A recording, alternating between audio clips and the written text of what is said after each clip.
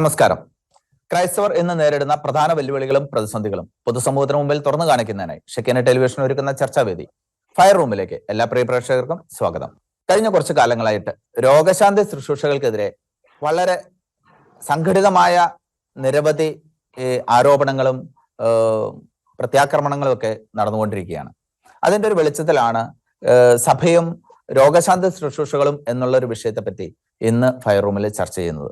ഇന്ന് നമ്മോടൊപ്പം പ്രതികരണത്തിനായിട്ട് എത്തിയിരിക്കുന്നത് Aluva saint Joseph pontifical seminary professor reverend father Joshi മയ്യാറ്റിലും Kottayam Christian ministry coordinator brother Santhosh ടിയുമാണ്. രണ്ടുപേർക്കും ഫയർ റൂമിലേക്ക് സ്വാഗതം. അത് ഞാൻ ഫാദർ ജോഷി മയ്യാറ്റിലേക്കാണ് വരുന്നത്. അച്ഛാ, സഭയില് രോഗശാന്തി ശുശ്രൂഷയ്ക്ക് സഭയുടേതായ ശൈലിയുണ്ടോ? അത്തരം വിഷയങ്ങളെ പറ്റി എന്താണ് അങ്ങേക്ക് പറയാനുള്ളത്? രോഗശാന്തി ശുശ്രൂഷ തീർച്ചയായും സഭയുടെ പ്രത്യേക താല്പര്യമുള്ള വിഷയമാണ്. കാരണം അത് കർത്താവായ യേശു ക്രിസ്തു ചെയ്ത ഒരു കാര്യമാണ്.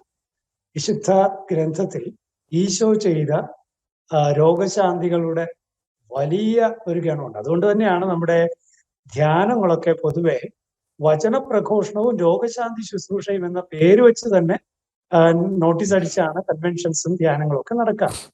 കാരണം അത് യേശുവിന്റെ ശൈലി അത് തന്നെയായിരുന്നു. ഈശോ പ്രബോധിപ്പിച്ചു, ഈശോ സുഖപ്പെടുത്തി. അതിന്റെ ഒരു തുടർച്ചയാണ് ഇന്ന് സഭയിൽ നടന്നുകൊണ്ടിരിക്കുന്നത്. മാത്രമല്ല, ഇത്തരത്തിലുള്ള രോഗശാന്തി ശുശ്രൂഷകളിൽ പ്രത്യേക വരമുള്ള വ്യക്തികളുണ്ട്. അതിനു മുൻപേ രോഗശാന്തി ശുശ്രൂഷ ഒരു കൂദാശയാണ്. 7 കൂദാശകളിൽ ഒന്ന് രോഗീലേപനം എന്നുള്ള കൂദാശയാണ്. അത് വിശുദ്ധ ഗ്രന്ഥത്തിൽ ആവശ്യപ്പെട്ടിരിക്കുന്നതാണ്. യാക്കോബിന്റെ ലേഖനത്തില് ആവശ്യപ്പെട്ടിരിക്കുകയാണ്. രോഗശാന്തി ശുശ്രൂഷ കൂദാശ എന്നുള്ള രീതിയിൽ അതാണ് രോഗീലേപനം. മാത്രമല്ല, രോഗശാന്തിക്ക് വേണ്ടിയുള്ള പ്രാർത്ഥന, ഒഫീഷ്യലായിട്ടുള്ള പ്രാർത്ഥന നമ്മുടെ ലിറ്റർജിക്കൽ പുസ്തകങ്ങളിലുണ്ട്. അങ്ങനെ ഇനി മാത്രമല്ല, ഞാൻ പറഞ്ഞല്ലോ, രോഗശാന്തി കാരിസം ഉണ്ട്, കാരിസം ഓഫ് ഹീലിംഗ്. അത് വ്യക്തികൾക്കുള്ളതാണ്. ഇനി തീർത്ഥാടന കേന്ദ്രങ്ങളിൽ രോഗശാന്തി നടക്കാറുണ്ട്. വിശുദ്ധരുടെ റെലിക്സ്, ആ റെലിക്സിന്റെ സഹായത്തോടെ രോഗശാന്തി നടക്കാറുണ്ട്. തീർച്ചയായും സഭ ദൈവത്തിന്റെ രോഗശാന്തി നേരിട്ട് അനുഭവിക്കുകയും അത് പങ്കുവെച്ച് കൊടുക്കുകയും ചെയ്യുന്ന സഭയാണ്. പിന്നെ കാരിസം ഓഫ് ഹീലിംഗ് എന്ന് ഞാൻ പറഞ്ഞത് തീർച്ചയായും വ്യക്തികൾക്കുള്ള കാരിസമാണ്. പ്രത്യേകിച്ച് കൊറിന്തോസുകാർക്കുള്ള 1-ാം ലേഖനം 12-ാം അധ്യായത്തില് വിവിധ കാരിസങ്ങളെ കുറിച്ച് പറയുന്നുണ്ട്. അതിൽ ഒരു കാരിസം രോഗശാന്തിയാണ്. ഇനി എങ്ങനെയാണ് ഇത്തരം കാര്യങ്ങൾ ചെയ്യേണ്ടത്? കൂദാശകൾ എങ്ങനെയാണ് രോഗീലേപനം എന്ന കൂദാശ ചെയ്യേണ്ടത്? എങ്ങനെയാണ് ഒരു തീർത്ഥാടന കേന്ദ്രത്തിൽ രോഗശാന്തി കാര്യങ്ങൾ ക്രമീകരിക്കേണ്ടത്? എങ്ങനെയാണ് വിശുദ്ധന്റെ റെലിക്സിന്റെ സഹായത്തോടെയുള്ള രോഗശാന്തി? എങ്ങനെയാണ് വ്യക്തികൾ രോഗശാന്തി ശുശ്രൂഷയ്ക്ക് നേതൃത്വം നൽകുന്നത്, പ്രത്യേകിച്ച് കാരിസമുള്ളവർ? ഇതിനെക്കുറിച്ചൊക്കെ കൃത്യമായ ഇൻസ്ട്രക്ഷൻ സഭയിലുണ്ട്. ഏറ്റവും ഒടുവിൽ 2000-ല് ജോൺ പോൾ രണ്ടാമൻ മാർപ്പാപ്പയായിരിക്കുന്ന അവസരത്തിൽ വിശ്വാസ തിരുസംഘം, അന്നത്തെ അതിന്റെ പ്രീഫെക്ട് കാർഡിനൽ ജോസഫ് റാറ്റ്സിംഗർ, വിശ്വാസ തിരുസംഘത്തിൽ നിന്ന് 2000-ല് പുറപ്പെടുവിച്ച രേഖയാണ് ഇക്കാര്യത്തിൽ നമുക്കുള്ള വളരെ കൃത്യമായ വഴികാട്ടി. ഓക്കെ, ഞാൻ സന്തോഷ് ബ്രദറിലേക്ക് വരികയാണ്. ബ്രദർ നിരവധി ധ്യാനങ്ങളൊക്കെ നടത്തിയിട്ടുള്ള ഒരു വ്യക്തിയാണ്. ഇത്തരം കാര്യങ്ങൾക്കൊക്കെ കോർഡിനേറ്റ് ചെയ്യുന്ന ഒരു വ്യക്തിയാണ്. അങ്ങയുടെ തന്നെ ഒരു ചോദ്യം ചോദിക്കുകയാണ്. ഈ രോഗശാന്തി ശുശ്രൂഷകളെയൊക്കെ പാടെ തള്ളിക്കളയുന്നവരുടെ ലക്ഷ്യം എന്തായിരിക്കാം? കാരണം ഇത് ഒന്നും സഭയിലില്ല, ഇത്തരമുള്ള ഇടപെടലുകളോ രോഗശാന്തികളൊന്നും അത്ഭുതങ്ങളൊന്നും പ്രവർത്തിക്കപ്പെടുന്നില്ല എന്നുള്ള രീതിയിലൊക്കെ പ്രചാരണങ്ങളൊക്കെ വരുന്നതിന്റെ ലക്ഷ്യം എന്തായിരിക്കും? എനിക്ക് തോന്നുന്നു ഇതിന്റെ ലക്ഷ്യം ക്രിസ്തു ചെയ്തുകൊണ്ടിരിക്കുന്ന മഹത്തായ ശുശ്രൂഷയാണ് നമ്മളിപ്പോൾ തുടരുന്നത്. ഞാൻ കഴിഞ്ഞ 84-ലാണ് ധ്യാനം കൂടി ദൈവാനുഭവത്തിലേക്ക് വരുന്നത്. എൻ്റെ ഭവനത്തില് ഞങ്ങൾ ധ്യാനം കൂടി. അവിടെ വെച്ച് എൻ്റെ അമ്മയ്ക്ക് ഒരു പ്രത്യേക സൗഖ്യം ലഭിച്ചു. ആ സൗഖ്യമാണ് ഞങ്ങൾ നിരീശ്വരവാദം അല്ലെങ്കിൽ ഇടതുപക്ഷ ചിന്താഗതിക്കാരും പ്രവർത്തകരുമായിരുന്നു. ചെറുപ്പത്തിൽ ഞങ്ങൾ ആരും പള്ളിയുമായിട്ട് ബന്ധപ്പെട്ട് പ്രവർത്തിക്കുന്നവരല്ലായിരുന്നു. പക്ഷേ ഈ സൗഖ്യമാണ് ഞങ്ങളെ സഭയ്ക്കുള്ളിലേക്ക് കടന്നു വരുവാനായിട്ട് ഇടവരുത്തിയത്. ഇപ്പൊ എന്റെ അഭിപ്രായത്തിൽ ഞാൻ കഴിഞ്ഞ 40 വർഷം വിവിധ ശുശ്രൂഷകൾ നടത്തുവാനും കുട്ടികൾക്കും യൂത്തിനും പല കൺവെൻഷനുകളൊക്കെ ക്രമീകരിക്കാൻ ഇടവന്നപ്പോൾ ഞാൻ കണ്ടൊരു സത്യം, ഇന്നും അനുഭവിക്കുന്ന സത്യമാണ്. യേശുവിനെ എവിടെ പ്രഘോഷിക്കുന്നോ ആ വചനം പ്രഘോഷിക്കപ്പെടുമ്പോൾ യേശു അവിടെ എന്ത് ചെയ്യുന്നു? തന്റെ സാന്നിധ്യം അടയാളങ്ങളിലൂടെ, അത്ഭുതങ്ങളിലൂടെ ദൈവത്തിന്റെ സാന്നിധ്യം വെളിപ്പെടുത്തുന്നു. അത് ഞാൻ കുട്ടികൾക്ക് വേണ്ടി മാത്രമല്ല, ഞാൻ ഈ 38 വർഷമായിട്ട് മുഴുവൻ സമയവും ഈ ശുശ്രൂഷയുമായിട്ട് ബന്ധപ്പെട്ട് പ്രവർത്തിക്കുന്ന ഒരു വ്യക്തിയാണ്. എവിടെയും ഏത് ധ്യാനകേന്ദ്രത്തിൽ ചെന്നാലും അല്ലെങ്കിൽ കൺവെൻഷനുകളിലെല്ലാം ദൈവത്തിന്റെ സാന്നിധ്യം രോഗശാന്തിയിലൂടെ വെളിപ്പെടുന്നു. അത് അനേകർക്ക് ദൈവാനുഭവത്തിന് കാരണമാകുന്നു. അനേകര് നഷ്ടപ്പെട്ട വിശ്വാസം വീണ്ടെടുക്കുവാനും സഭയ്ക്കുള്ളിലേക്ക് നഷ്ടപ്പെട്ട, സഭയ്ക്ക് പുറത്തു പോയവര് സഭയ്ക്കുള്ളിലേക്ക് വരുവാനും ഇടവരുത്തുന്നുണ്ട്. രോഗശാന്തി സത്യമാണ്, യാഥാർത്ഥ്യമാണ്. ഇന്നും എവിടെയും അത് ആരുന്നില്ല. ആര് യേശുവിനെ കുറിച്ച് പ്രസംഗിക്കുന്നോ അവിടെ ആ ശുശ്രൂഷയിൽ രോഗശാന്തി സംഭവിക്കുക തന്നെ ചെയ്യുന്നുണ്ട്. ഓക്കെ, ഞാൻ ഒരു കാര്യം കൂടി അങ്ങോട്ട് ചോദിക്കട്ടെ. 84 അങ്ങയുടെ ഫാമിലിക്ക് ഉണ്ടായ അനുഭവങ്ങളാണ് ഇതിലേക്ക് വരുവാനുണ്ടായ ഒരു സാഹചര്യം എന്ന് പറഞ്ഞു. അന്ന് ആരെങ്കിലുമൊക്കെ അങ്ങയെ അങ്ങയുടെ കുടുംബത്തെ സ്വാധീനിച്ചിട്ടാണോ, അല്ലെങ്കിൽ ഇത്തരം കാര്യങ്ങളിലേക്ക് എങ്ങനെ പ്രേരിപ്പിച്ചിട്ടുണ്ടായ ഒരു ബോധ്യമാണോ, അതോ അനുഭവമായിരുന്നു അത്? അതിനെപ്പറ്റി അത് അനുഭവമാണ്. അന്ന് 84 മഞ്ഞുമേലാണ് ഞങ്ങളുടെ വീട്ടിൽ ആദ്യമായിട്ട് അന്ന് മഞ്ഞുമേ ധ്യാന കേന്ദ്രമാണ് ഉള്ളത്. അവിടെ ബഹുമാനപ്പെട്ട മരിച്ചുപോയ നമ്മുടെ മുണ്ടഞ്ചേരി അച്ഛനെ ഒരു ടീം, അച്ഛനെ നേതൃത്വ ടീമാണ്. അപ്പൊ ഞങ്ങളവിടെ എന്റെ കുടുംബം ഒരുമിച്ച് ധ്യാനത്തിന് പോയി. എന്റെ മമ്മിക്ക് ചെറിയ അസ്വസ്ഥതകൾ ഉണ്ടായിരുന്നു. അത്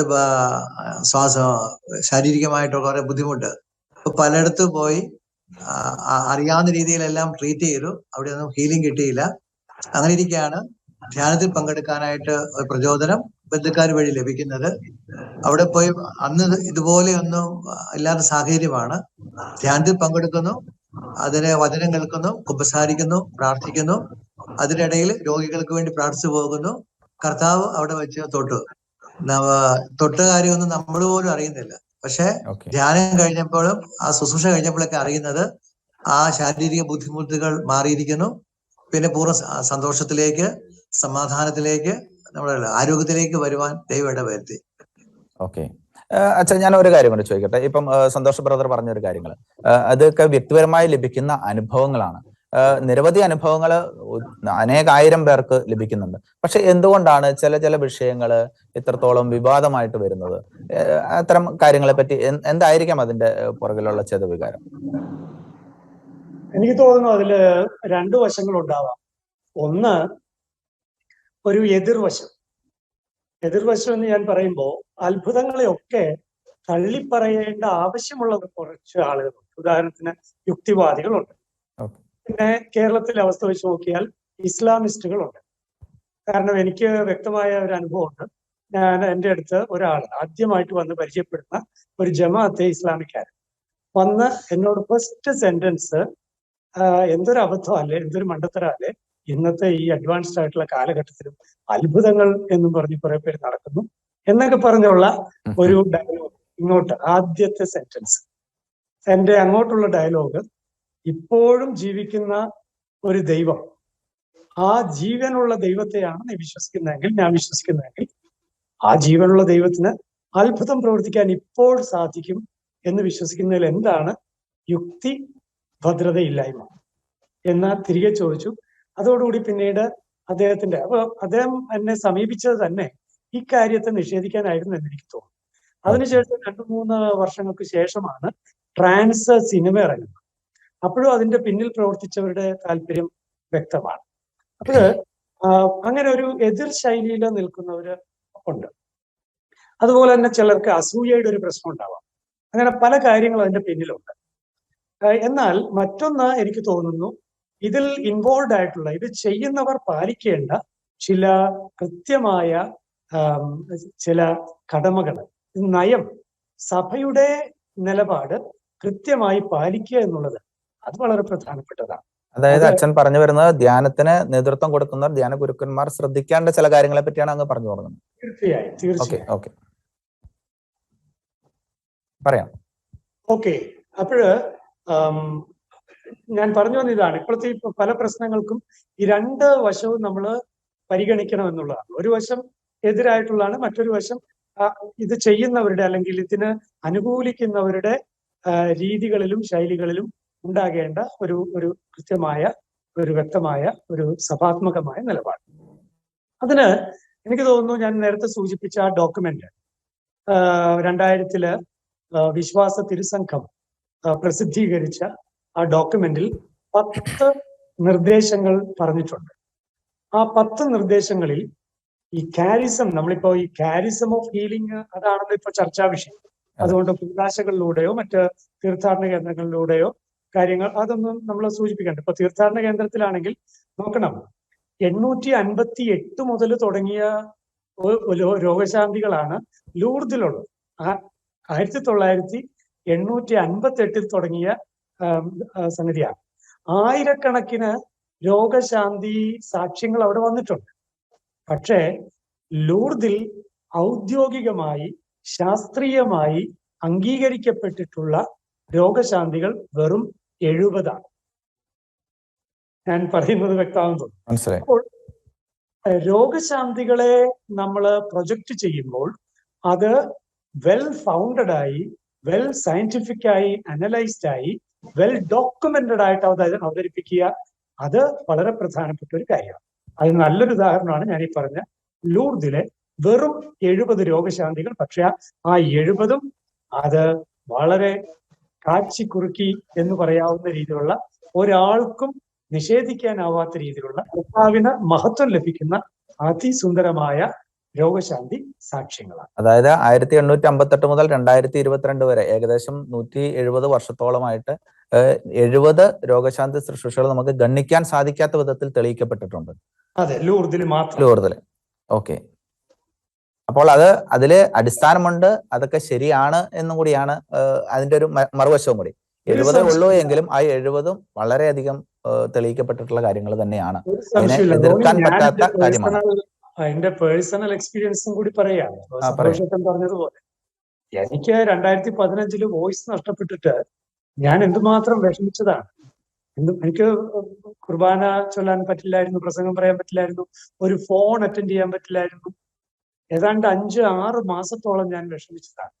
ഈ പറയുന്ന അലോപ്പതിയും ഈ പറയുന്ന ഹോമിയോയും ഈ പറയുന്ന ആയുർവേദവും വോയിസ് തെറാപ്പിയും എന്തൊക്കെ കാര്യങ്ങൾ, ലോഗോസ് തെറാപ്പി എന്തൊക്കെ കാര്യങ്ങളാണ് ചെയ്തത്. പക്ഷേ അത് ഒറ്റയടിക്ക് ഒരൊറ്റ നിമിഷം കൊണ്ട് മാറിയ ആ അത്ഭുതത്തിന്റെ നിമിഷത്തെ എനിക്ക് മറക്കാനാവില്ല. എന്റെ കർത്താവ് എന്റെ ജീവിതത്തിൽ നിറവേറ്റിയ അത്ഭുതമാണ്. അന്ന് കൊട്ടായിലെ അച്ഛന്റെ ധ്യാനത്തിന്, അച്ഛന്മാരുടെ ധ്യാനത്തിനൊടുവിൽ അവിടെ ഞാൻ പോയി ആ ധ്യാനത്തിൽ പങ്കെടുത്തു. അവിടെ ഒരു ഹീലിംഗ്, ഒരു വ്യക്തിക്ക് കാരിസം ഓഫ് ഹീലിംഗ് ഉള്ള ആ വ്യക്തിയുടെ അടുത്ത് പോയി പ്രാർത്ഥിച്ച ആ നേരത്താണ് എനിക്ക് എന്റെ വോയിസ് തിരിച്ചു കിട്ടിയത്.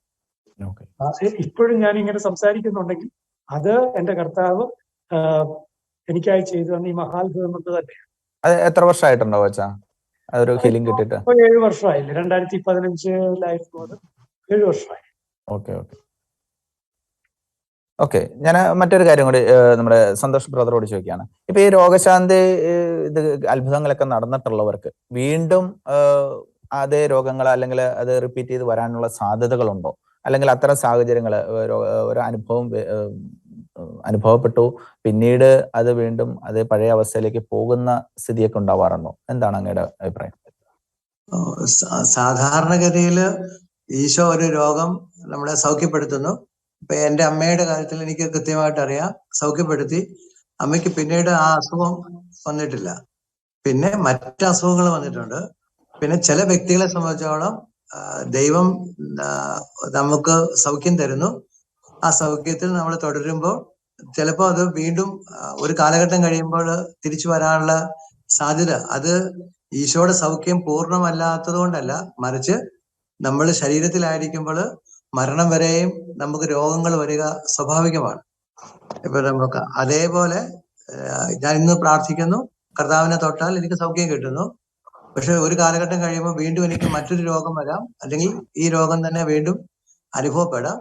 അത് മനുഷ്യന്റെ നിലയിൽ എന്റെ അനുഭവത്തിലും മനുഷ്യൻ എന്ന നിലയിൽ നമ്മൾ മരിക്കുന്നിടം വരെ എപ്പോ വേണമെങ്കിലും നമുക്ക് രോഗം വരാം. ആ രോഗം നമ്മളെ എന്ത് ചെയ്യുന്നു? അത് വീണ്ടും നമുക്ക് പ്രാർത്ഥിക്കാം, സൗഖ്യം നേടാം. ബൈബിളിലുണ്ടല്ലോ, ലാസർ മരിച്ചു, ഈശോ വന്നു തന്റെ പ്രകടമാക്കി അവനെ ഉത്ഥാനത്തിലേക്കല്ല ഉയർപ്പിലേക്ക് നയിച്ചു. പക്ഷെ വീണ്ടും ഒരു നാൾ കഴിഞ്ഞപ്പോൾ ലാസർ വീണ്ടും മരിക്കുന്നു. ഇതേപോലെ നമ്മുടെ ജീവിതത്തിൽ സംഭവിക്കാം. ഓക്കെ, ഞാൻ ഒരു കാര്യം കൂടി അങ്ങോട്ട് കൂട്ടിച്ചേർക്കട്ടെ. ഇപ്പം ഇത്തരം കൺവെൻഷനുകളൊക്കെ അനേകായിരം പേര് വരുന്നുണ്ട്, ഒത്തിരി അസുഖബാധിതർ വരുന്നുണ്ട്, ഒത്തിരി ആവശ്യങ്ങളുള്ളവർ വരുന്നുണ്ട്. പക്ഷെ ഇവർക്കെല്ലാവർക്കും എന്തുകൊണ്ടാണ് ഈ രോഗശാന്തി കിട്ടാത്തത്? അപ്പൊ അതൊക്കെ ഒരു തെറ്റായിട്ട് ചിത്രീകരിക്കുന്നുണ്ട്. അസുഖങ്ങൾ വന്നാൽ എന്നാ കൺവെൻഷനുകൾക്ക് പോയാൽ പോരെ, ഹോസ്പിറ്റലുകളൊന്നും വേണ്ടല്ലോ, എല്ലാവരും കൂടി കൺവെൻഷന് വരുന്നു, അവർക്ക് എല്ലാവർക്കും രോഗശാന്തി കൊടുത്തൂടെ എന്നുള്ള തരത്തിലുള്ള സംസാരങ്ങൾ വരുന്നു. എന്തുകൊണ്ടാണ് ഈ വരുന്ന എല്ലാവർക്കും ഹീലിങ്സ് കിട്ടാത്തത്, അനുഭവങ്ങൾ ഉണ്ടാവാത്തത്? എന്താണ് അങ്ങനെ അഭിപ്രായം? കൺവെൻഷൻസ് ഒരിക്കലും രോഗശാന്തി അതിലൊരു ചെറിയൊരു ഭാഗം മാത്രമേ ഉള്ളൂ. കൺവെൻഷൻ ശരിക്കും വചനപ്രഘോഷണമാണ്. ഈശോയുടെ വചനം പ്രഘോഷിക്കുന്നു, ദൈവരാജ്യത്തിൽ അവരെ ചേർക്കുക, അവർ വിശുദ്ധീകരിക്കപ്പെടുക, സ്വർഗം ലക്ഷ്യമാക്കി ജീവിക്കുക, അവരെ പ്രേക്ഷിതരാക്കുക എന്നാണ്. അതിന്റെ ഇടയിൽ ഒരു ഭാഗം മാത്രമേ ഉള്ളൂ രോഗശാന്തി ശുശ്രൂഷ. രോഗികളെ സൗഖ്യപ്പെടുത്താൻ വേണ്ടി അല്ല കൺവെൻഷൻ നടത്തുന്നത്, മറിച്ച് കൺവെൻഷൻ ദൈവരാജ്യത്തിന് വേണ്ടിയാണ്, ദൈവരാജ്യ മഹത്വത്തിനായിട്ട്. അപ്പോൾ വചനം പ്രഘോഷിക്കുന്നു, പറയുന്ന കാര്യങ്ങൾ സ്ഥിരീകരിക്കാൻ ചില അടയാളങ്ങളിലൂടെ അത്ഭുതങ്ങളിലൂടെ യേശു പ്രവർത്തിക്കുന്നു. ഇപ്പൊ യേശുവിന്റെ കാലത്ത് നമുക്കറിയാം, യേശുവിലൂടെ എല്ലാ രോഗികളെയും യേശു സുഖപ്പെടുത്തിയായിട്ട് പറയുന്നില്ല. അനേകര് യേശു ഒരിക്കൽ ജെറിക്കോ കൂടെ പോകുമ്പോൾ അനേകർ യേശുവിനെ തൊട്ടു തട്ടിമുട്ടിയൊക്കെ പോയി. പക്ഷെ ഒരു സ്ത്രീ വിശ്വാസത്തോട് തൊട്ടപ്പോൾ അവൾക്ക് സൗഖ്യം കിട്ടി. അതൊക്കെ ദൈവത്തിന്റെ മഹത്വത്തിനായിട്ട് ദൈവം ചെയ്യുന്ന കാര്യങ്ങളാണ്. നമ്മുടെ ആരുടെയും കഴിവോ പ്രാപ്തിയോ അല്ലെങ്കിൽ വചനം പ്രഘോഷിക്കുന്ന വ്യക്തിയല്ല സൗഖ്യം കൊടുക്കുന്നത്. വ്യക്തി വചനമാണ് പറയുന്നത്. ആ വചനം മാംസം ധരിച്ച് സൗഖ്യമായി വ്യക്തികൾക്ക് അനുഭവപ്പെടുന്നത് മാത്രം. ഓക്കെ, ഞാൻ അച്ഛനിലേക്ക് ഒന്ന് വരികയാണ്.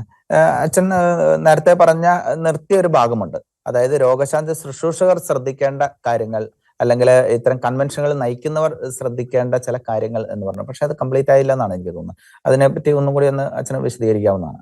ഓക്കെ, അപ്പോഴ് എനിക്ക് അവിടെ പറയാൻ തോന്നുന്നത്, ഞാൻ പറഞ്ഞല്ലോ ഈ 2000 പ്രസിദ്ധീകരിച്ച ഈ ഒരു document instructions on prayer of healing എന്നാണ്. അപ്പോഴ് രോഗി സൗഖ്യ പ്രാർത്ഥനയെക്കുറിച്ചുള്ള നിർദ്ദേശങ്ങൾ, സഭയുടെ ഔദ്യോഗിക നിർദ്ദേശം, അതില് ഏറ്റവും ഒടുവിലത്തെ ഭാഗത്ത് ഇൻസ്ട്രക്ഷൻസ് എന്ന് പറഞ്ഞ് കൃത്യമായിട്ട്, അല്ലെങ്കിൽ നോംസ് എന്ന് പറഞ്ഞിട്ട് കൃത്യമായിട്ട് ഒരു 10 പോയിന്റുകൾ കൊടുത്തിട്ടുണ്ട്. അതില് 5ാമത്തെ പോയിന്റ് അത് പ്രധാനപ്പെട്ടതാണ്. 5ാമത്തെ അവിടെ പറയുന്നത് ഈ ലിറ്റർജിക്കൽ ഉണ്ട്, നോൺ ലിറ്റർജിക്കൽ ഉണ്ട്. നമ്മളിപ്പോ ഉദാഹരണത്തിന് നമ്മുടെ കൺവെൻഷനിലൊക്കെ നടക്കുന്നത് നോൺ ലിറ്റർജിക്കലാണ്, ഒന്നിച്ചുകൂടിയുള്ള പ്രാർത്ഥനയുടെ കാര്യമാണ്. അവിടെ പറയുന്നത് ഇതാണ്, ഈ 5ാമത്തെ നമ്പറിന്റെ 3ാമത്തെ സബ്സെക്ഷൻ ആയിട്ട് പറയുന്നത്, anything resembling hysteria, artificiality, theatricality or sensationalism above all on the part of those who are in charge of such gatherings must not take place എന്നാണ്. ഇത് വളരെ പ്രധാനപ്പെട്ടതാണ്. അതായത് ഹിസ്റ്റീരിയ എന്ന് തോന്നിപ്പിക്കുന്നതോ അല്ലെങ്കിൽ കൃത്രിമത്വം ഉള്ളതോ നാടകീയത നിറഞ്ഞതോ അല്ലെങ്കിൽ സെൻസേഷണലിസം, വൈകാരികത, ഇങ്ങനെയുള്ള രീതികൾ പ്രത്യേകിച്ച് ഇത് സംഘടിപ്പിക്കുന്നവരുടെ ഭാഗത്ത് നിന്ന് ഉണ്ടാകരുത് എന്ന് അവിടെ പറയുന്നു. ഒന്ന്. ഇനി 2ാമത്തത് അവിടെ പറയുന്ന മറ്റൊരു കാര്യമുണ്ട്, അത് വളരെ ശ്രദ്ധേയമാണ്. ഇവിടെ 9ാമത്തെ നമ്പറിലാണത് പറയുന്നത്. 9ാമത്തെ ആർട്ടിക്കിൾ ആയിട്ടാണ് പറയുന്നത്, those who direct healing services. അപ്പോ രോഗശാന്തി ശുശ്രൂഷ നടത്തുന്നവർ, അത് ലിറ്റർജിക്കലായിട്ട് നോൺ ലിറ്റർജിക്കൽ ആവട്ടെ, are to strive to maintain a climate of peaceful devotion in the assembly. ആ സമൂഹത്തിൽ ഒരു പീസ്ഫുൾ ആയിട്ടുള്ള ഒരു ക്ലൈമറ്റ് കീപ്പ് ചെയ്യുന്നതിൽ അവർ ശ്രദ്ധിക്കേണ്ടതാണ്. and to exercise the necessary prudence if healing should take place among those present.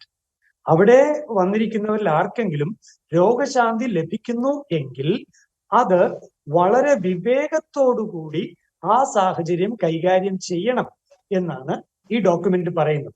പ്രത്യേകിച്ച് അവിടെ പറയുന്ന ഒരു കാര്യമുണ്ട്, when the celebration is over, ഈ പരിപാടി, ഈ ധ്യാനമോ ഈ കാര്യമോ അല്ലെങ്കിൽ ഈ ലിറ്റർജിയോ അല്ലെങ്കിൽ നോൺ ലിറ്റർജിക്കൽ പ്രെയറോ ഇത് കഴിയുമ്പോൾ, when the celebration is over any testimony can be collected with honesty.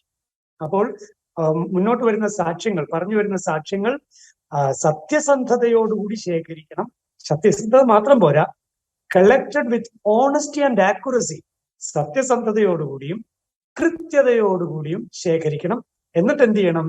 And submitted to the proper ecclesiastical authority. ഇത് സാധാരണഗതിയിൽ നമ്മുടെ രോഗശാന്തി ശുശ്രൂഷകളിൽ ആരും ശ്രദ്ധിക്കാറില്ല. ഇത് വളരെ നമ്മൾ ശ്രദ്ധിക്കേണ്ട ഒരു കാര്യമാണ്. എനിക്കൊരു അസ്വസ്ഥതയുള്ളത് ട്രാൻസ് സിനിമ വന്നു. ട്രാൻസ് സിനിമയുടെ ഉദ്ദേശം വ്യക്തമായിരുന്നു, രോഗശാന്തികളെ പാടെ നിഷേധിക്കുക എന്നുള്ളതായിരുന്നു. പക്ഷേ നമ്മുടെ ധ്യാന ഗുരുക്കന്മാര്, നമ്മുടെ ധ്യാന കേന്ദ്രങ്ങള്, നമ്മുടെ കൺവെൻഷനുകള്, അത് സംഘടിപ്പിക്കുന്നവര് ഇവരുടെ ഭാഗത്ത് നിന്ന് ഒരു 5 യഥാർത്ഥത്തിലുള്ള രോഗശാന്തി അനുഭവങ്ങൾ കൃത്യമായിട്ട് സയന്റിഫിക് ആയിട്ട് അത് അനലൈസ് ചെയ്ത് ഡോക്യുമെന്റഡ് ആക്കി പൊതുസമൂഹത്തിന്റെ മുന്നിലേക്ക് കൊണ്ടുവരാൻ ആർക്കെങ്കിലും കഴിഞ്ഞു? ഒരു 5 റിയൽ ഹീലിങ്സ് മുന്നോട്ട് കൊണ്ടുവരാൻ ആരെങ്കിലും ഒന്ന് തയ്യാറായി? അത് എന്തുകൊണ്ടാണ്? ആ ചോദ്യം പ്രധാനപ്പെട്ടതാണ്. രോഗശാന്തി നടക്കാത്തത് കൊണ്ടല്ല, മറിച്ച് രോഗശാന്തികളെ താൽക്കാലികമായ ഒരു വൈകാരികമായ ഒരു ഉണർവിന് വേണ്ടി മാത്രം നമ്മൾ ഉപയോഗിക്കുന്നു.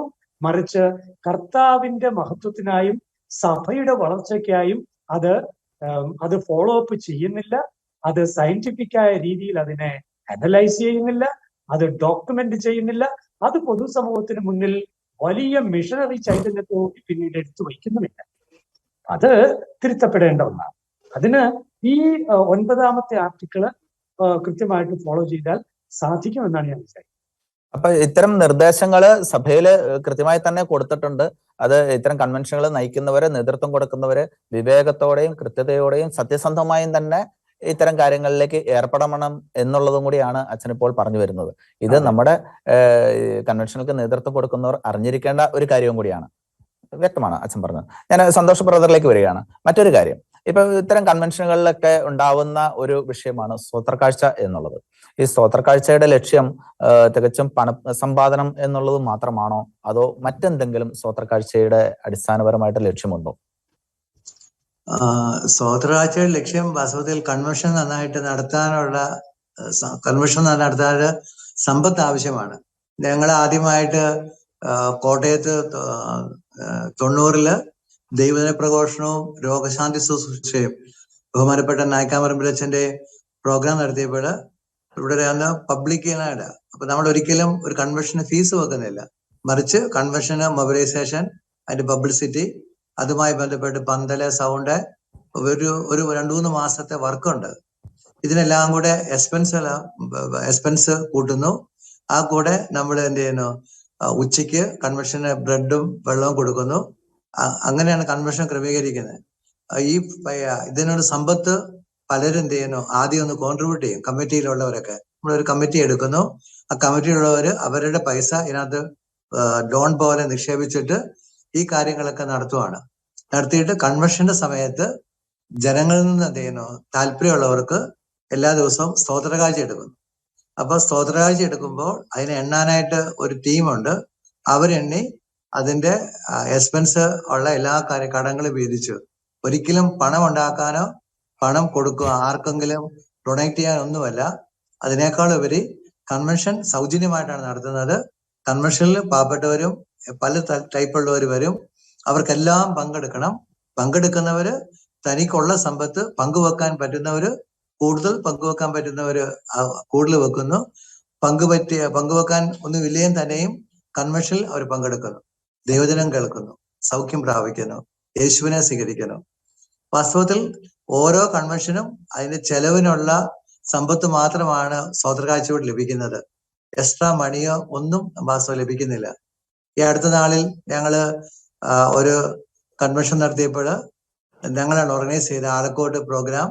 വാസ്തവത്തിൽ ഒരു ചെറിയ തുക, ഒരു നിശ്ചിത തുക നമുക്ക് ലഭിച്ചത്. പറഞ്ഞാൽ 1,60,000 രൂപയാണ് നമുക്ക് സ്തോത്രകാഴ്ച ലഭിച്ചത്. അപ്പൊ നമ്മൾ അവിടുത്തെ എക്സ്പെൻസ് എല്ലാം മീറ്റ് ചെയ്തപ്പോൾ വാസ്തവത്തിൽ നമ്മുടെ കയ്യിൽ നിന്ന് 800 രൂപ അധിക ചെലവായിട്ടാണ് നിൽക്കുന്നത്.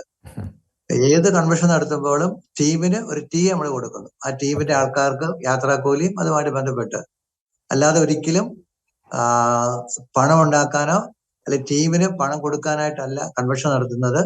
ദൈവരാജ്യത്തിന്റെ പ്രവർത്തനങ്ങൾക്ക് വേണ്ടിയാണ്. കഴിഞ്ഞ 30 വർഷമായിട്ട് വ്യത്യസ്തമായ കൺവെൻഷനുകൾ ക്രമീകരിക്കുവാൻ ദൈവം കൃപ തന്നിട്ടുണ്ട്. എല്ലാം വിശ്വാസത്തിൽ നമ്മൾ തുടങ്ങുന്നു. ജനങ്ങള് കോൺട്രിബ്യൂട്ട് ചെയ്ത് സ്വതന്ത്രകാഴ്ചയായിട്ട് കടമില്ലാതെ കാര്യങ്ങൾ നടത്തുന്നു. ഓക്കെ, വ്യക്തമാണ്. ഞാൻ ജോഷി അച്ചലേക്ക് വരികയാണ്. അച്ഛാ, ഇപ്പൊ നമ്മൾ നിരവധി കാര്യങ്ങളൊക്കെ ചർച്ച ചെയ്തു. പക്ഷെ സാധാരണക്കാരനായ വിശ്വാസികൾ ഈ രണ്ട് തലവും കാണുന്നുണ്ട്. കൺവെൻഷനുകൾ കാണുന്നുണ്ട്, രോഗശാന്തികൾ കാണുന്നുണ്ട്, അതോടൊപ്പം തന്നെ അതിനെതിരെ വരുന്ന നിരവധി ആരോപണങ്ങൾ കാണുന്നുണ്ട്. അപ്പോൾ സാധാരണക്കാരായ വിശ്വാസികളിലേക്ക് എന്ത് മെസ്സേജാണ് അച്ഛന് നൽകാനുള്ളത്, ക്രൈസ്തവ വിശ്വാസികളിൽ? കർത്താവ് ഇന്നും ജീവിക്കുന്നു. അവിടുന്ന് ഇന്നും നമ്മുടെ ഇടയിലുണ്ട്. അവിടുന്ന് എന്നും പ്രവർത്തിച്ചുകൊണ്ടിരിക്കുന്നു. കർത്താവായ യേശു ക്രിസ്തുവിനെ തടയാൻ ഒരാൾക്കും കഴിയില്ല. യേശുവിൽ വിശ്വസിക്കുക, യേശുവിനെ പ്രഘോഷിക്കുക, യേശുവിന്റെ അത്ഭുതങ്ങൾ സ്വന്തമാക്കുക. ഇത് ധീരതയോടുകൂടി നിലകൊള്ളുക. കാരണം കർത്താവിന്റെ അത്ഭുതങ്ങളെ പാടെ നിഷേധിക്കുക എന്നുള്ളത് ഒരു പ്രത്യേക വിഭാഗത്തിന്റെ ഇന്നത്തെ താല്പര്യമാണ്. അതുകൊണ്ട് ഇത്തരത്തിലുള്ള, മാത്രമല്ല ഇന്ന് സോഷ്യൽ മീഡിയയാണല്ലോ ഒരു വാർത്ത അറിയാനായിട്ട് ഇന്ന് പലരും ഉപയോഗിക്കും. പക്ഷെ സോഷ്യൽ മീഡിയയിൽ വരുന്ന എല്ലാം സത്യമല്ല എന്നുള്ളത് കൂടി മനസ്സിലാക്കുക. ഒരു ക്രിട്ടിക്കലായിട്ട് ജീവിക്കാൻ പഠിക്കുക. കർത്താവിനെ നമ്മൾ വിശ്വസിക്കുകയും ഒപ്പം ചുറ്റുമുള്ളവർ മനുഷ്യരാണെന്നും മാനുഷികമായ കുറവുകളുള്ളവരാണെന്നും അപ്പൊ മനുഷ്യനിൽ ഒത്തിരി അങ്ങോട്ട് ആശ്രയിക്കാതിരിക്കുകയും ചെയ്യുക. ഇന്നത്തെ സോഷ്യൽ മീഡിയയിൽ വരുന്ന കാര്യങ്ങളെ ക്രിട്ടിക്കലായിട്ട് മനസ്സിലാക്കുക. ഇതൊക്കെയാണ് എനിക്ക് ഈ മേഖലയിൽ പറയാനുള്ളത്. തീർച്ചയായും കർത്താവ് തരുന്ന അത്ഭുതങ്ങൾ, അതുപോലെ എനിക്ക് പറയാനുള്ള ഒരു കാര്യം, കർത്താവിന്റെ അത്ഭുതങ്ങൾ അത് മാനിക്കാൻ നമ്മൾ പഠിക്കണം. അത് രോഗശാന്തി സ്വീകരിച്ചവരായാലും കൊള്ളാം, രോഗശാന്തിക്ക് ഇടയാകാൻ കർത്താവ് ഉപയോഗിച്ച വ്യക്തികളായാലും കൊള്ളാം, അത് സംഘടിപ്പിച്ച ആളുകളായാലും കൊള്ളാം, ആരായാലും കർത്താവിന്റെ അത്ഭുതങ്ങളെ മാനിക്കണം.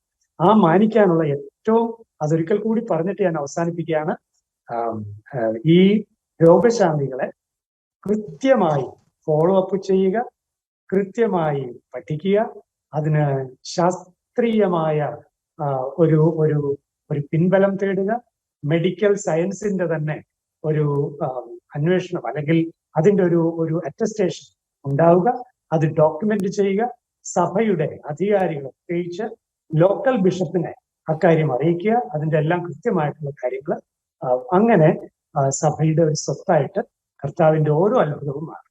ഓക്കെ, വളരെ വ്യക്തമാണ്. നിരവധി കാര്യങ്ങൾ ഇന്നിവിടെ ചർച്ച ചെയ്തു, നമ്മൾ കേട്ടു. നിരവധി ആർഗ്യുമെന്റ്സുകളും വാദപ്രതിവാദങ്ങളും ഒക്കെ ഇവിടെ വന്നിട്ടുണ്ട്. നല്ല വശങ്ങളും ഉണ്ട്, മോശം വശങ്ങളും ഒക്കെ ഉണ്ട്. സഭയുടെ തലങ്ങളിൽ ശ്രദ്ധിക്കേണ്ട കാര്യങ്ങളുണ്ട്, കൺവെൻഷനുകളിൽ നേതൃത്വം കൊടുക്കുന്നവർ ശ്രദ്ധിക്കേണ്ട കാര്യങ്ങളുണ്ട്. പക്ഷേ ഒരു കാര്യം മനസ്സിലാക്കുക, യേശു ക്രിസ്തുവിന്റെ പരസ്യ ജീവിതത്തിൽ അടയാളങ്ങളും അത്ഭുതങ്ങളിലൂടെ തന്നെയാണ് യേശു നമുക്ക് വഴി നടത്തി തന്നിട്ടുള്ളത്. അതുകൊണ്ട് തന്നെ അത്ഭുതങ്ങളും അടയാളങ്ങളും ഇന്നും യേശു ക്രിസ്തുവിൽ വിശ്വസിക്കുന്നവർക്ക് സാധ്യമാണ്, അത് ലഭിക്കുക തന്നെ ചെയ്യും. അതുകൊണ്ട് തന്നെ ഇത്തരം രോഗശാന്തി ശുശ്രൂഷകൾക്കെതിരെ ആരോപണങ്ങൾ ഉന്നയിക്കുന്നവരുടെ ലക്ഷ്യം മറ്റൊന്നാണ് എന്നുള്ളതും കൂടി പൊതുസമൂഹം മനസ്സിലാക്കുക, ക്രൈസ്തവ വിശ്വാസികൾ മനസ്സിലാക്കുക. എന്നീ വിഷയത്തിൽ നമ്മളോടൊപ്പം പ്രതികരണത്തിൽ വന്നിട്ടുള്ള saint Joseph pontifical seminary professor father Joshi മയ്യാറ്റലിനും Kottayam Christian ministry coordinator Santhosh ബ്രദറിനും പ്രത്യേകം നന്ദി പറഞ്ഞുകൊണ്ട് നിർത്തുന്നു. നന്ദി.